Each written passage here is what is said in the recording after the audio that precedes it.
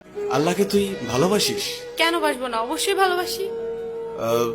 আল্লাহকে কি তোর বয়ফ্রেন্ডের মতো ভালোবাসিস? বয়ফ্রেন্ডের মতো কেন ভালোবাসবো? না মানে তোর ফেসবুক অ্যাক্টিভিটি তো তাই বলে। মানে ঠিক বুঝলাম না। অ্যাকচুয়ালি তোর না তোদের মতো মেয়েদের ফেসবুক প্রোফাইলে ঢুকলেই দেখা যায় কভার পিকচারে কোরআনের ছবি, কিন্তু তুই কোরআন পড়তে পারিস না। প্রোফাইল পিকচারে মক্কা শরীফের ছবি, কিন্তু তুই যেটা আপলোড করার যোগ্যতাই রাখিস না। এখানে যোগ্যতা কি হলো? অনেক কিছু। তোর ফিচার ফটোতে 5 ওয়াক্ত নামাজের ফায়দার কথা, কিন্তু তুই 1 ওয়াক্ত পড়িস না।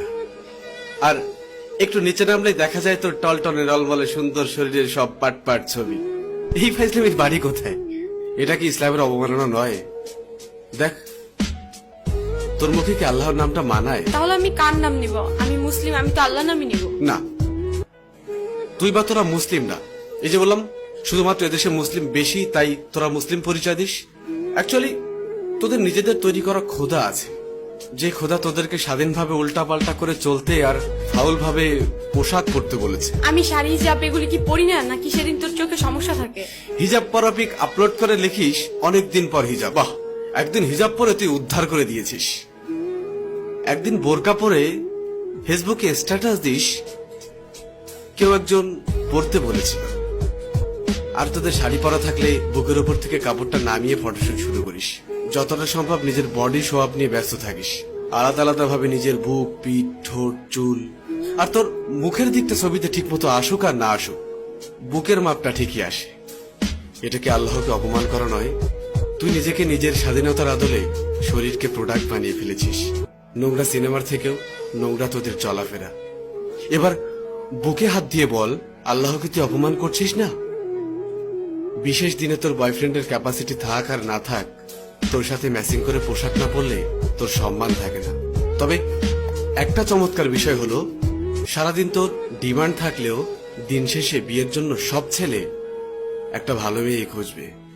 আর তুই তো নিজেকে খারাপ বলতেই স্বাচ্ছন্দ্য বোধ করিস। তোর ফেসবুক প্রোফাইলে কি লেখা থাকে?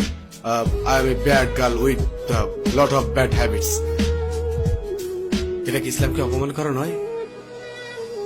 যার লাইফে যাবি তার লাইফটা তো পুরা। আচ্ছা বাদ দে, খাতাটা কই? কিরে, মন খারাপ করলি? রিমা, একবার ভাব, তোর এই সুন্দর চেহারার সাথে যদি 10টা ভালো গুণ যুক্ত হয় তবে কতই না ভালো হবে। এই দেখ, এই চামড়ার সৌন্দর্য খুবই সীমিত। একটু কড়া কথা বলি, তোদের মতো মেয়েদেরকে ভালোবেসে শরীর পাওয়া যাবে, কিন্তু ফেসবুকের পাসওয়ার্ড পাওয়া যাবে না।